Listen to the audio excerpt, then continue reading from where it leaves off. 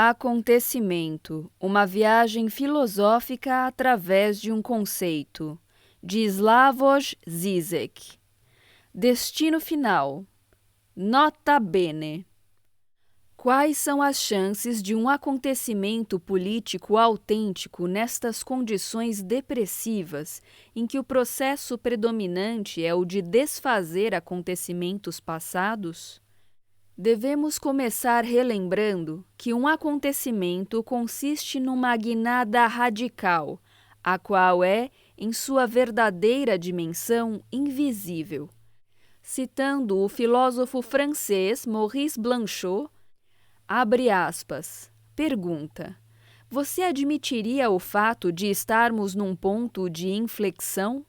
Resposta: se é um fato, não é um ponto de inflexão. Fecha aspas.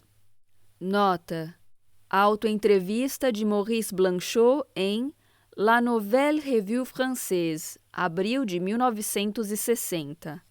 Fim da nota. Num acontecimento, as coisas não apenas mudam.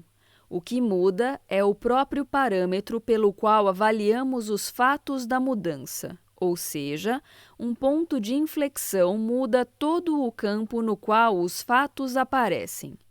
É fundamental ter isso em mente hoje quando as coisas mudam o tempo todo, a uma velocidade frenética sem precedentes. Entretanto, por baixo dessa mudança constante, não é difícil discernir uma mesmice bastante enfadonha, como se as coisas mudassem para que tudo pudesse continuar sendo o mesmo. Ou, como diz o velho provérbio francês, plus ça change, plus c'est la même chose. No capitalismo, em que as coisas precisam mudar o tempo todo para continuarem sendo as mesmas, o verdadeiro acontecimento seria transformar o próprio princípio da mudança. Essa noção de acontecimento, que não pode ser reduzido a uma simples mudança, foi desenvolvida por Alain Badiou. Uma contingência, um encontro ou ocorrência contingente que se converte em necessidade. Ou seja, origina um princípio universal, exigindo fidelidade e trabalho duro em favor da nova ordem. Nota: ver Alain Badiou, Being an Event, Nova York Continuum 2007, e também Logics of Worlds, Nova York Continuum 2009, fim da nota. Um encontro erótico é o acontecimento do amor quando ele muda totalmente as vidas dos amantes, organizando-as em torno da construção da vida em comum de um casal. Na política, um levante contingente, revolta, é um acontecimento quando dá origem a um comprometimento do sujeito coletivo com um novo projeto emancipador universal, e assim põe em funcionamento o trabalho paciente de reestruturar a sociedade.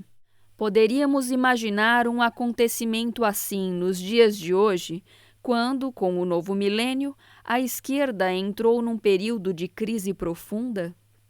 Nos anos de prosperidade do capitalismo, era fácil para a esquerda fazer o papel de Cassandra, advertindo que essa prosperidade se baseava em ilusões e profetizando catástrofes vindouras. Agora, o declínio econômico e a desintegração social que a esquerda esperava estão aqui, e protestos e revoltas estão pipocando por todo o globo.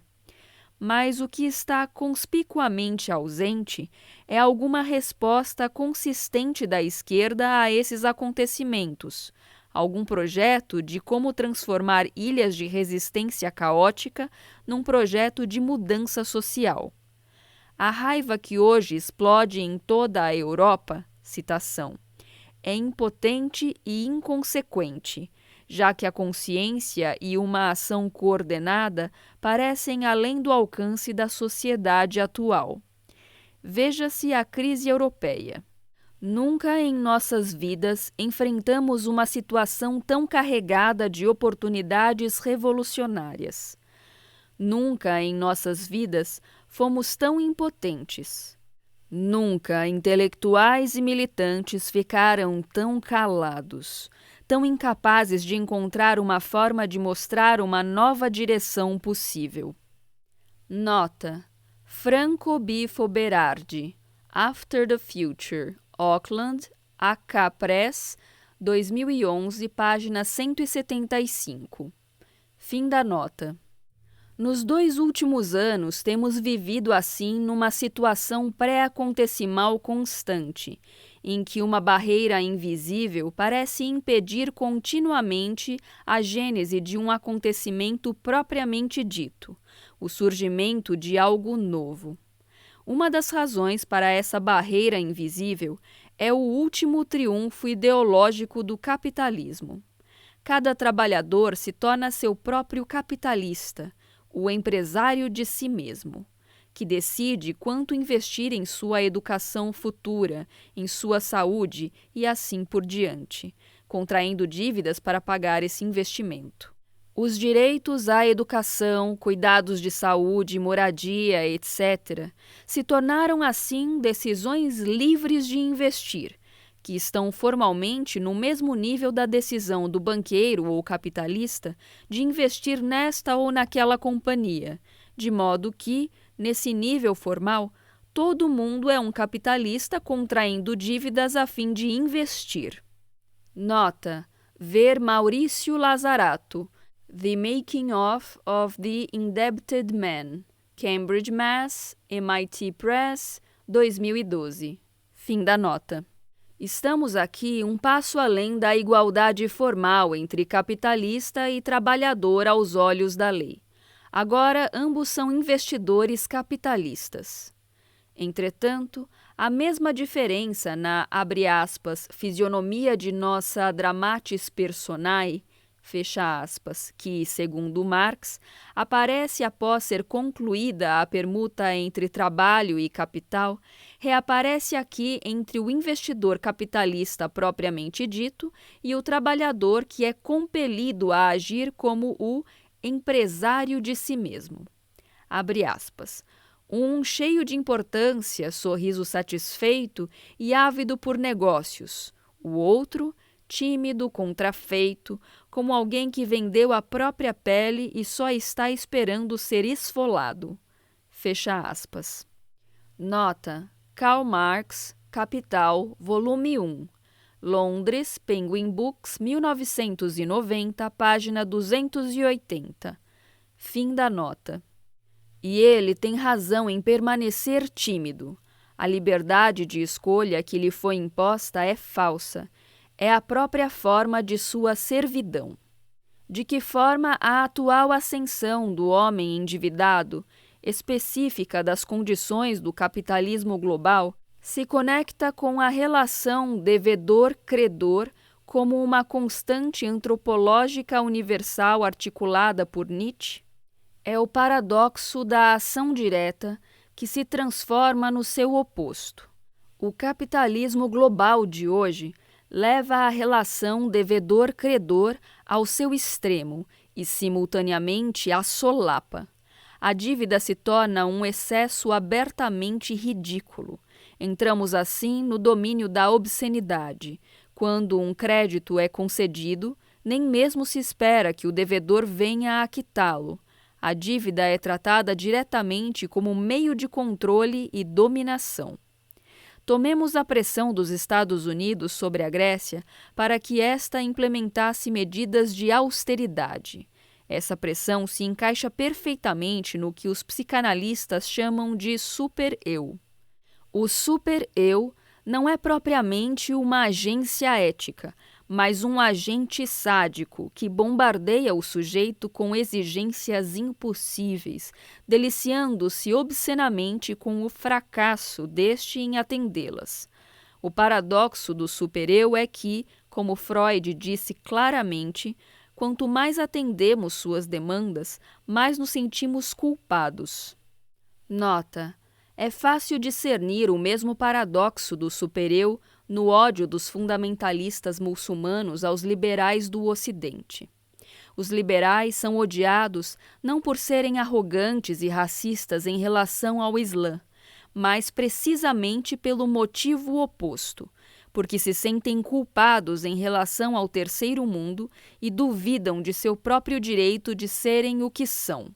Dessa maneira, são apanhados pelo dilema clássico do super-eu. Quanto mais se sentem culpados, mais cruelmente são execrados e acusados de hipocrisia. Fim da nota.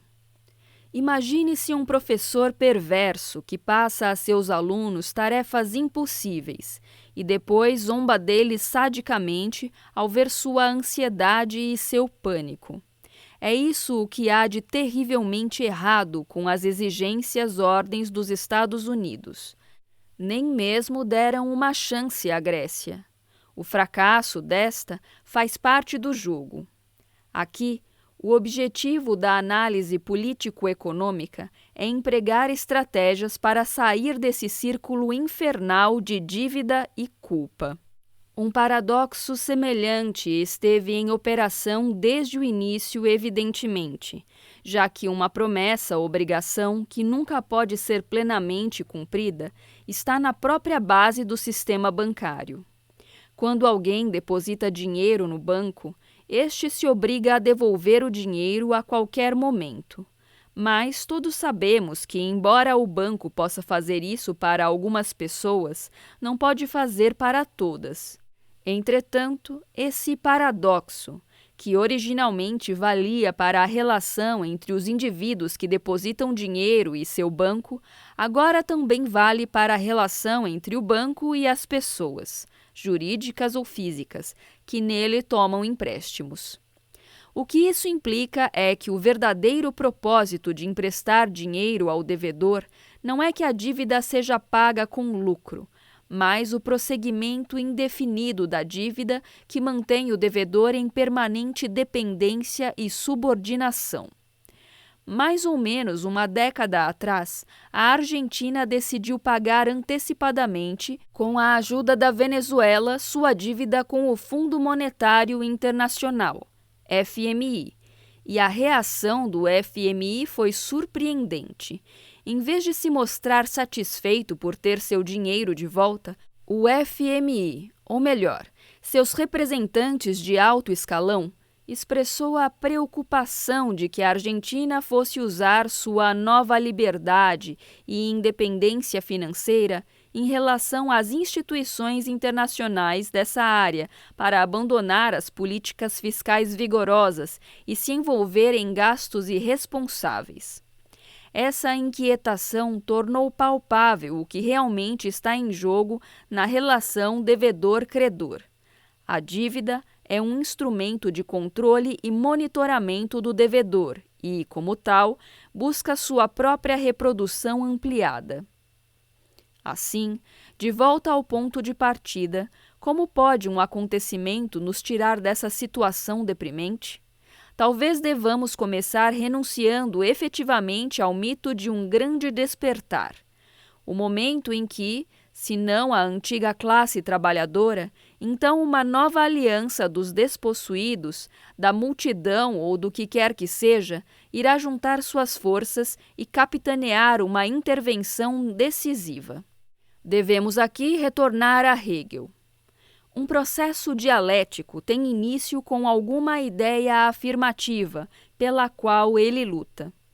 Entretanto, no curso dessa luta, a própria ideia passa por uma transformação profunda, não apenas uma acomodação tática, mas uma redefinição essencial, pois a própria ideia é envolvida no processo, sobredeterminada por sua concretização. Digamos que temos uma revolta motivada por uma demanda por justiça. Quando as pessoas se veem realmente engajadas nela, tornam-se conscientes de que muito mais se faz necessário para se obter justiça do que somente as demandas limitadas com que começaram, revogar algumas leis, etc. O que acontece nesses momentos é uma recomposição da própria dimensão universal, a imposição de uma nova universalidade. Essa nova universalidade não é um container com capacidade ilimitada, um acordo entre forças desiguais. É uma universalidade baseada na divisão. O presidente Obama é frequentemente acusado de dividir o povo americano em vez de uni-lo para encontrar soluções amplas bipartidárias. Mas e se for exatamente isso o que é positivo a respeito dele? Em situações de crise profunda, uma divisão autêntica é urgentemente necessária. Uma divisão entre os que desejam se arrastar dentro dos velhos parâmetros e os que têm consciência da mudança necessária. Essa divisão, e não acordos oportunistas, é o único caminho para se atingir a verdadeira unidade. Além disso, não deveríamos ter medo de reafirmar outras noções que estão implícitas nessa divisão: ódio e violência. Abre aspas. A política é o ódio organizado que constitui a unidade. Fecha aspas. Essa frase vem de John J. Chapman, 1862 a 1933, um ativista político e ensaísta americano que hoje anda meio esquecido e que também foi dos primeiros a perceber a mentira da caridade. Abre aspas. A covardia geral desta época cobre-se com a ilusão da caridade e pede, em nome de Cristo, que não sejam feridos os sentimentos de ninguém. Fecha aspas. Nota: John J. Chapman, Practical Agitation.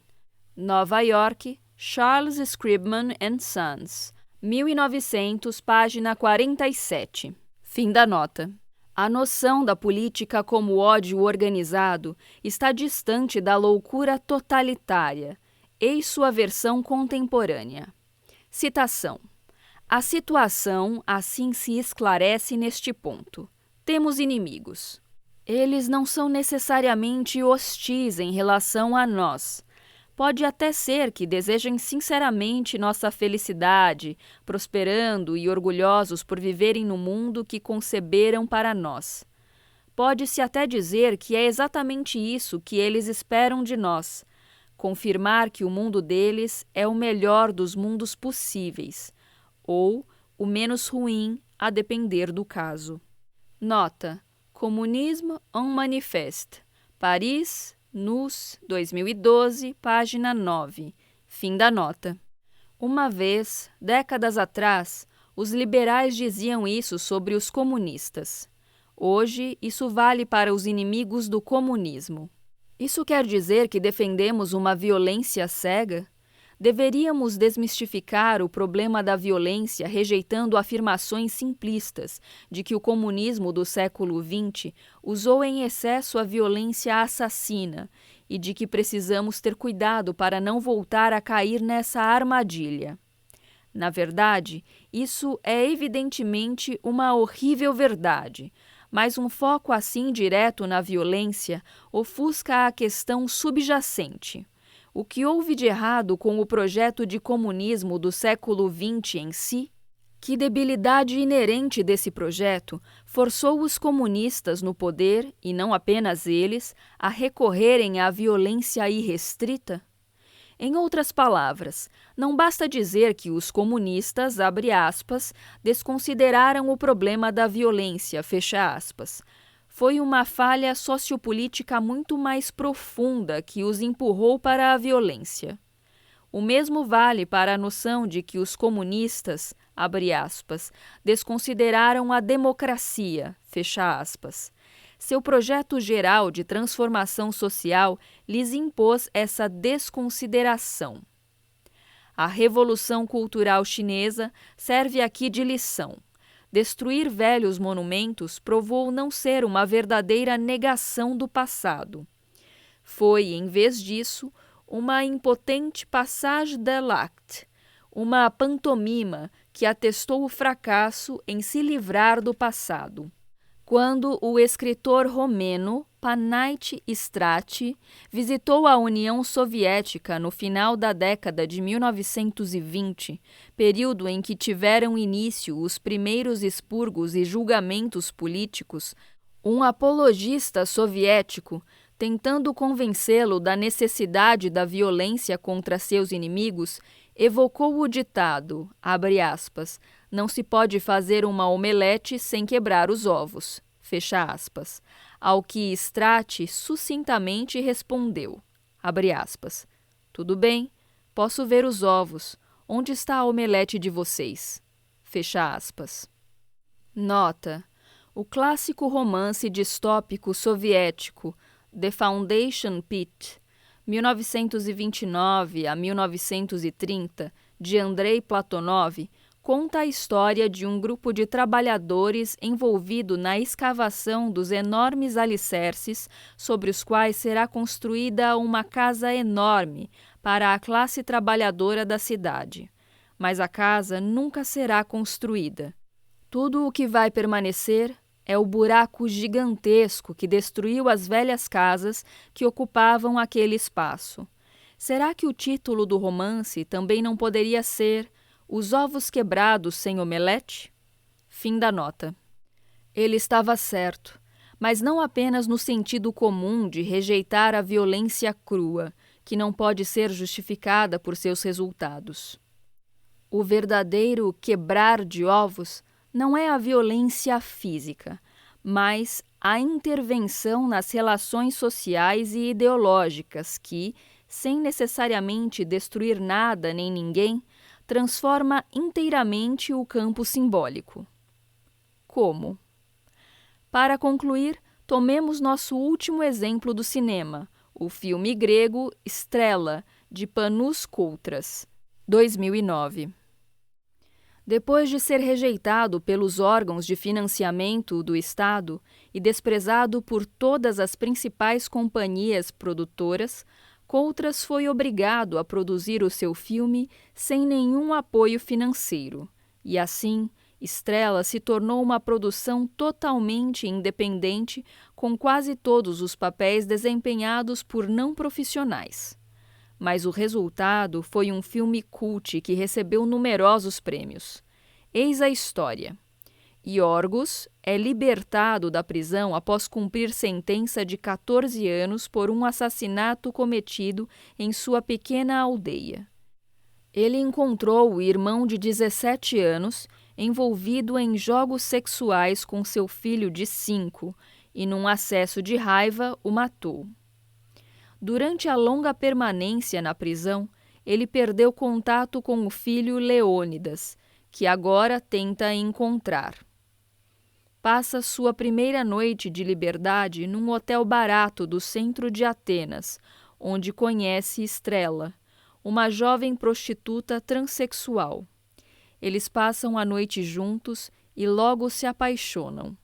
Iorgos é aceito pelo círculo de amigos travestis de Estrela, e ele admira sua personificação de Maria Callas. Entretanto, ele logo descobre que Estrela é na verdade seu filho Leônidas.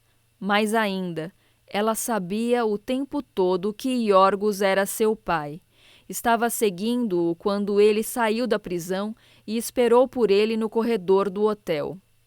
De início, queria apenas vê-lo, mas quando ele tentou conquistá-la, deixou as coisas irem em frente. Traumatizado, Iorgos foge e entra em colapso nervoso, mas o casal restabelece contato e descobre que, apesar da impossibilidade de prosseguirem com seu relacionamento sexual, os dois podem, com efeito, cuidar um do outro.